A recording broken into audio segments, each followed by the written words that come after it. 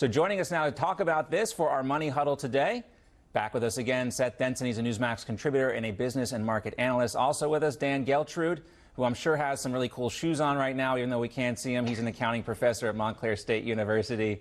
Dan, great to see you as well. Hey, John. All right, Seth, it's a great day on Wall Street.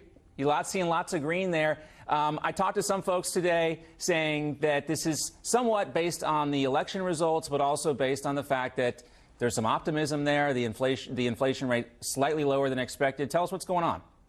Well, I don't know that a lot of this is the election results, John. I think that we saw what the markets did yesterday with the uncertainty. I do think that they're baking in the fact that the Republicans will take the House, and this is a unique cycle in that investors, I think they're ready for government to slow spending down. Usually investors like the idea that there's going to be government spending, at least in the short term, but I think that what it's doing to inflation is impacting this. This is CPI reaction with the fact that traders, by and large, I think are now baking in that the Fed may back off of a 75% basis point increase next time around and maybe only go with a half a point. Is this soft landing now back in play here? I think that's what we're seeing right now. Time will tell.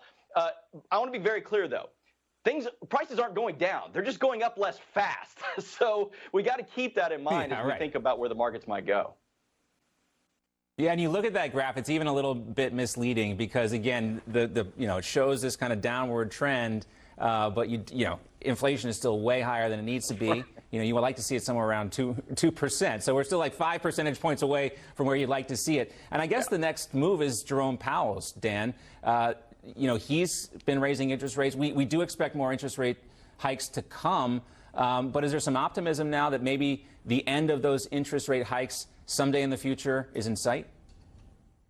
Well, at some point they will be. And by the way, I actually agree with Seth's analysis completely on how the market is reacting right now. But the key here is what will the Federal Reserve do?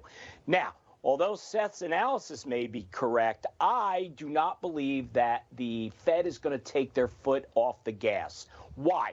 I think they're too afraid. They've already made a commitment that they are going to tackle inflation by dramatically increasing interest rates until we get to the point where we've killed off inflation. We are a long way from doing that. Look, we're still just around 8%, the target being 2%. That's a long way to go. Plus, I think if anything, the Fed is going to overshoot on this one, go too far, and then pull it back if they have to. So I think the market reacting to CPI is premature. And Seth, I'm more of a historian than an economist, or I would never pretend to be any kind of economist. But when you look at the historical way that Paul Volcker tackled inflation, he had to raise interest rates higher than inflation. And if you look at that kind of calculation, we're only about halfway there with these interest rate hikes. Well, you are. Hopefully we'll learn from that historical mistake, though, because that led us straight into something we've talked about a lot on this show, which is stagflation. And I think Dan is right in one area, that the Fed will overshoot it. These are lagging indicators that they operate off of. That being said, I will disagree. I think the Fed will come in at a lower increase. I think that they will still increase, but I think it'll be a little bit lower. I think they'll feel the pressure, and that's in large part due to overall economic growth. They may feel emboldened by that 2.1% GDP number we heard most recently in economic growth. But the reality is, I think we're all looking at a slowdown coming. That was largely due to exports of energy and government spending. So that's why we saw that economic growth. I think the Fed is baking that in. But I will tell you, just like you focus on the history, I am not a psychic, and I am staying out of Jerome Powell's mind. I can't figure this guy out. Well, you do have some good predictions, though, sometimes. Maybe not a psychic, sometimes. Maybe not on the Psychic Friends Network. Network. Like a broken clock. This is I'm not right the twice Psychic today. Hey, it's better than being wrong every single time. Great to see you both, Seth Denson and Dan Geltrude. Gentlemen, thank you.